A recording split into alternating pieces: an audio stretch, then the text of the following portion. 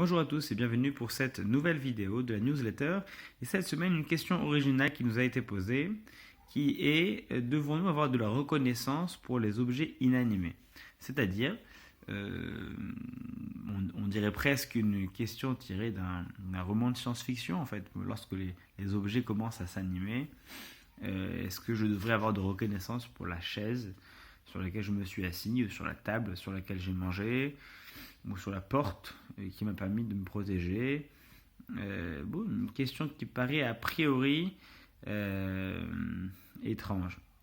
Et la réponse, en réalité, le sera tout autant. Parce que, oui, on voit dans la paracha de cette semaine que Moshe Rabbeinu éprouve de la reconnaissance envers des éléments de la nature qui ne sont pas animés, ou plutôt devrais-je dire qu'ils ne sont pas humains, parce qu'ils sont animés.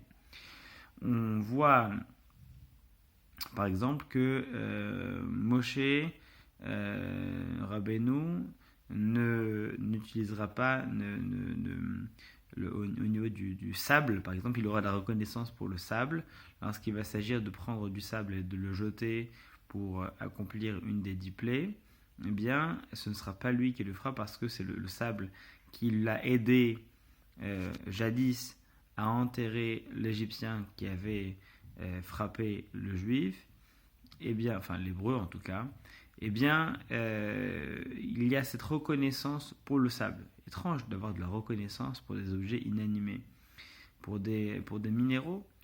De même, lorsque il va y avoir la plaie du sang, c'est Aaron qui va prendre le bâton et taper le Nil. Et Rashi interviendra pour dire pourquoi est-ce que c'est Aaron? Parce que le Nil n'a pas recouvert le berceau de Moïse lorsqu'il était bébé.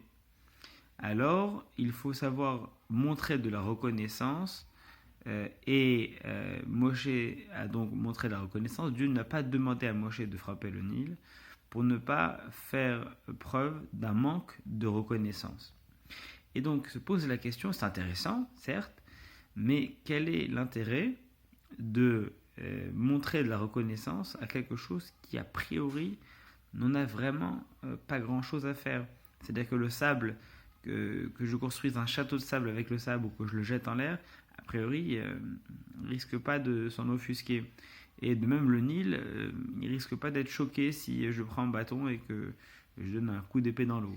Donc se pose la question, pourquoi est-ce que Dieu n'a pas laissé Moshe s'occuper de ces différentes plaies? Peut-être pourrions-nous répondre que, en réalité, c'est une question de mentalité. On doit s'habituer à être capable d'exprimer de la reconnaissance envers toute chose qui nous a rendu un service.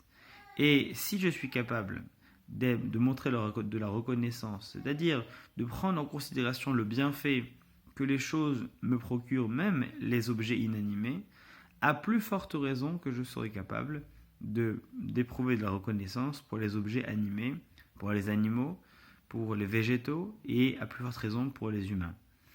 Donc peut-être l'idée est que lorsqu'une personne s'habitue à faire quelque chose qui ne lui est pas obligatoire, qui n'est pas obligé, mais qui va dans une direction, ça facilite largement la transition vers les choses obligatoires.